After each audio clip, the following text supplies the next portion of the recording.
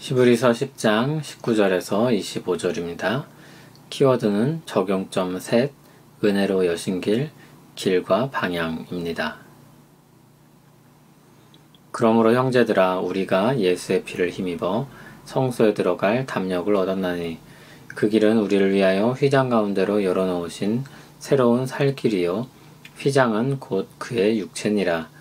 또 하나님의 집 다스리는 큰 제사장이 계심에 우리가 마음의 뿌림을 받아 악한 양심으로부터 벗어나고 몸은 맑은 물로 씻음을 받았으니 참 마음과 온전한 믿음으로 하나님께 나아가자. 또 약속하신 이는 미쁘시니 우리가 믿는 도리의 소망을 움직이지 말며 굳게 잡고 서로 돌아보아 사랑과 선행을 격려하며 보이기를 패하는 어떤 사람들의 습관과 같이 하지 말고 오직 권하여 그날이 가까움을 볼수록 더욱 그리하자. 아멘. 히브리서 저자는 어린 신앙을 가진 성도들을 걱정하면서 말씀을 전했습니다.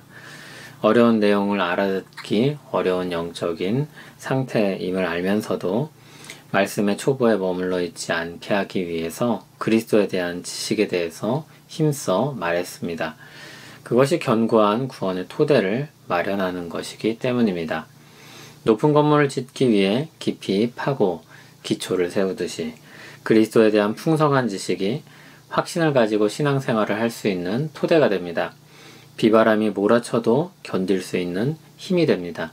이를 위해서 히브리서 저자가 강조하고 있는 것은 그리스도가 누구신가를 말하는 것입니다. 그분이 누구시기에 우리 구원이 확실하며 우리가 확신을 가지고 또 신앙생활을 할 수 있는지를 전한 것입니다. 우리에게 오신 그분이 얼마나 신실하고 큰 제사장인지, 그러므로 우리 구원이 참 소망이라는 것을 말하는 것입니다.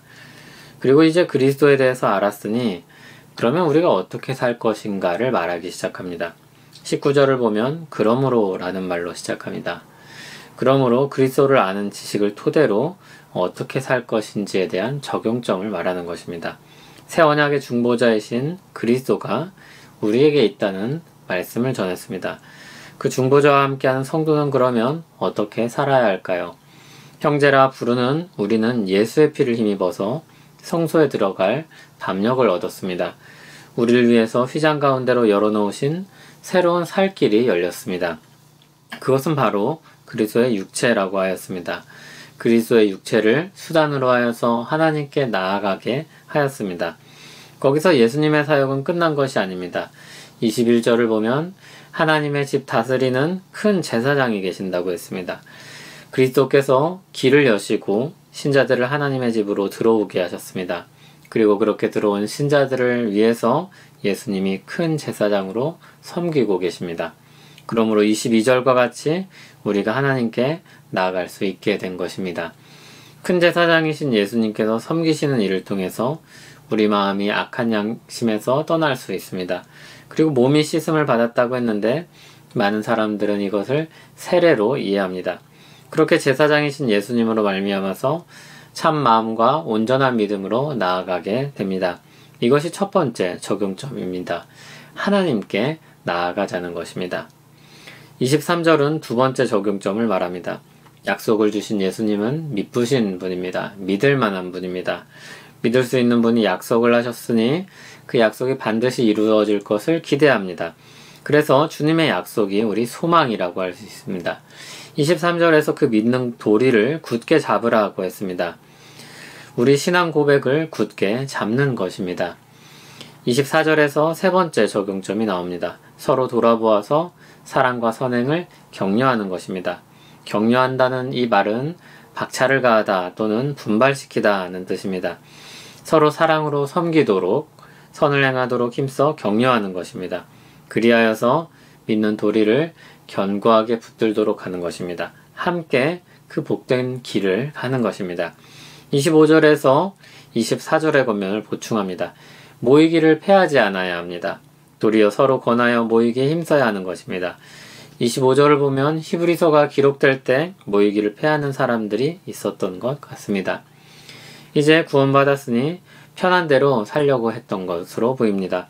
사랑과 선행과 같은 삶은 수고해야 하는 일입니다. 그러다 보니 서로 격려해야 하기도 하는 일입니다. 종말의 날이 가까워오고 있음을 알수록 더욱 그래야 하는 일입니다. 믿음은 우리가 편한 대로 살기 시작하는 것이 아니라 하나님을 믿고 하나님께서 열어주신 길을 따라서 살아가기 시작하는 것입니다. 그리스도께서 행하신 일로 말미암아서 우리는 은혜를 누립니다. 은혜로 부름받은 사람들은 삶의 방향성이 생깁니다. 하나는 믿음으로 하나님께 나아가는 것입니다. 이전엔 길이 막혀 있고 갈 수 없던 그 길을 그리스도께서 열어주셨습니다. 그래서 그 길을 가는 것입니다. 믿는 것으로 다 됐다, 끝났다는 생각은 복음을 듣고 싶은 부분만 들은 것입니다. 복음은 우리를 죄에서 건져서 하나님과 더불어 살 길이 열렸다는 소식입니다. 그런데 복음을 듣고 그런 거구나, 이해했다, 알았다, 그리고 이전과 똑같이 삶을 산다면 전혀 복음을 이해하지 못한 것입니다. 믿음이 없는 것입니다. 아무런 의미가 없는 것입니다. 하나님께로 나올 수 있는 길을 열어주셨으니 하나님께 나아가야 합니다. 다른 하나는 우리 신앙 고백을 굳게 잡는 것입니다. 우리 구원의 근거는 오직 그리스도께 있습니다.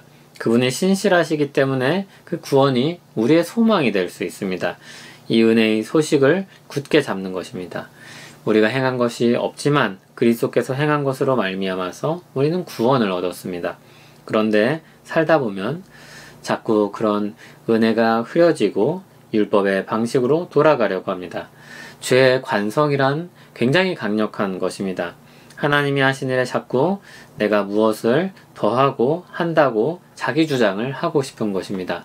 그러나 주님은 우리에게 자기 부인을 하라고 가르쳐 주셨습니다. 그것은 우리 자아를 버리라는 것이 아니라 우리 옛 본성을 떠나라는 것입니다. 마지막으로 함께 모여 서로를 격려해야 합니다. 아주 교묘한 잘못된 신앙생활 방식이 있습니다. 나는 믿음의 지식을 가졌고 실제로 믿기도 하니 그것으로 충분하다는 착각 또는 오해입니다. 남은 삶을 홀로 살 수 있다는 교만이라고도 할 수 있습니다. 그러나 우리는 서로 격려해서 함께 모여야 합니다. 모여서 서로 격려해야 합니다. 우린 다 연약해서 서로가 필요한 사람들입니다. 서로가 다 부족하지만 하나님은 우리를 함께 모으셔서 믿음의 길을 함께 가게 하셨습니다. 하나님의 지혜를 우습고 하찮게 보지 마시길 바랍니다.